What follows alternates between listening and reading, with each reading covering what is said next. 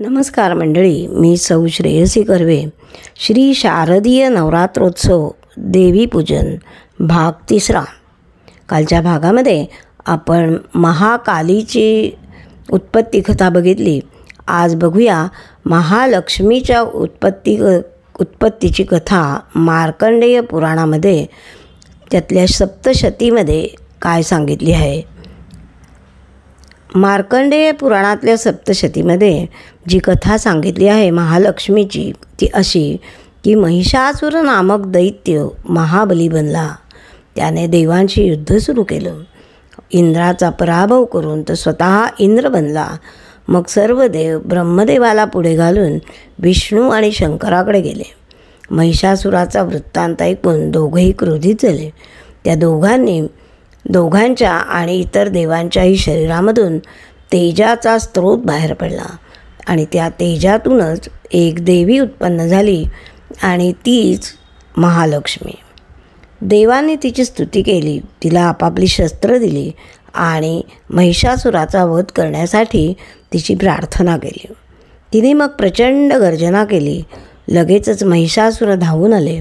त्याने महालक्ष्मीशी भयंकर युद्ध झालं. त्यात महालक्ष्मीने त्याचा वध केला आणि देवांना अभय दिलं. अशी ही महालक्ष्मी. या महालक्ष्मीची 8 रूपे आहेत. धनलक्ष्मी, धान्यलक्ष्मी, धैर्यलक्ष्मी, शौर्यलक्ष्मी, विद्यालक्ष्मी, कीर्तिलक्ष्मी, विजयलक्ष्मी आणि राज्यलक्ष्मी.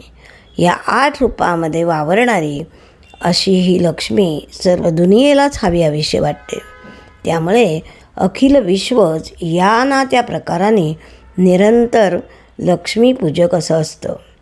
देव आणि राक्षस यांनी समुद्रमंथन केलं आणि त्यामधून पहिलं रत्न वर आलं ते म्हणजे लक्ष्मी. सागरातून वर येताच देव, दैत्य, यक्ष, गंधर्व असे सगळे तिच्यावर भाळले. ती आपली पत्नी व्हावी अशी अभिलाषा प्रत्येकाच्याच मनात निर्माण झाली. पण लक्ष्मीने वरलं विष्णूला आणि ती क्षीरसागरामध्ये शेषावर पहुडलेल्या अशा विष्णूचे पाय चुरीत बसले. लक्ष्मीच्या म्हणण्यानुसार जिथे जिथे प्रयत्न चालू असतो तिथे तिथे तिचं वास्तव्य असतं. चांगल्या प्रयत्नाचं फळ म्हणजेच लक्ष्मी. लक्ष्मी म्हणजे मूर्तिमंत उद्योग, समृद्धी, सुखशांती. जे सन्मार्गाने जाणारे असतात त्यांच्या ठायी लक्ष्मीचं निरंतर वास्तव्य असतं. जिथे जिथे शांती, प्रेम, दया, न्याय, नीती, औदार्य असं सद्गुण असतात तिथे तिथे लक्ष्मीचे अधिष्ठान असतेच. लक्ष्मी कमळात राहते, हातात कमळ घेते, म्हणून तिला कमळा असंही म्हणतात. प्राचीन काळापासून अनेक ऋषीमुनींनी आपापल्या मतानुसार लक्ष्मीचं महात्म्य वर्णिलेलं आहे. लक्ष्मीची विविध वर्णनं ऋग्वेदापासून सापडतात.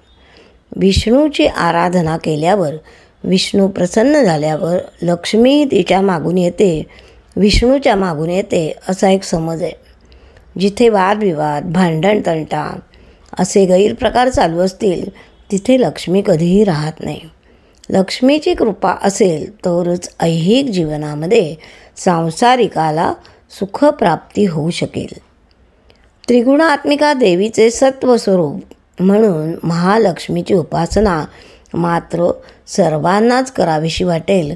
कारण आयुष्यामध्ये जे काही मिळवण्यासारखे असेल ते लक्ष्मीच्या रूपाने आपल्याला मिळत जाते असा पुरातन वाङ्मयाचा संकेत आहे. म्हणून तर समर्थ म्हणतात ना, तुळजा कळिका लक्ष्मी, कामाक्षी बनशंकरी, चंडिका रेणुका माता, या ध्याने मनकामना. महाकाली, महालक्ष्मी, महासरस्वती या तिन्ही देवता जगन्माता म्हणून मानल्या जात असल्या तरी जगन्माता म्हणल्यावर पहिल्यांदा स्मरण होते ते पार्वतीचे. तिला अंब म्हणजे आई असंच संबोधलं जातं. जगाची अंबा म्हणजे आई, ती जगदंबा. देवीचे असे हे आगळेवेगळे स्थान आहे. जगात जे जे नव्याने निर्माण होतं, प्रतिष्ठा पावतो, नांदतो ते सगळं देवीचं स्वरूप आहे. अशी भारतीयांची पूर्वापार श्रद्धा आहे. देवीचे मातृस्वरूप हे निरंतर वंदनीयच राहिलेले आहे. जगाची माता याच श्रद्धेने देवीकडे पाहिलं गेलेलं आहे. तिचं गुणवर्णन गायलं गेलेलं आहे. कारण मातृत्वाशिवाय जगाचे रहाटगाडगे चालूच राहणार नाही. मातृत्व म्हटलं की अंतरीची कळकळ, प्रेम, माया, ममता या गोष्टी येतातच. जेव्हा कोणा देवालासुद्धा विशेष जवळकीने हाक मारायची असते तेव्हा त्यालाही आईच्याच रूपाने संबोधले जाते. विठ्ठल, पांडुरंग असं आपण जरी म्हणत असतो तरी विठू माऊली म्हटलं की त्या पांडुरंगाशी अधिक जवळीक वाटते.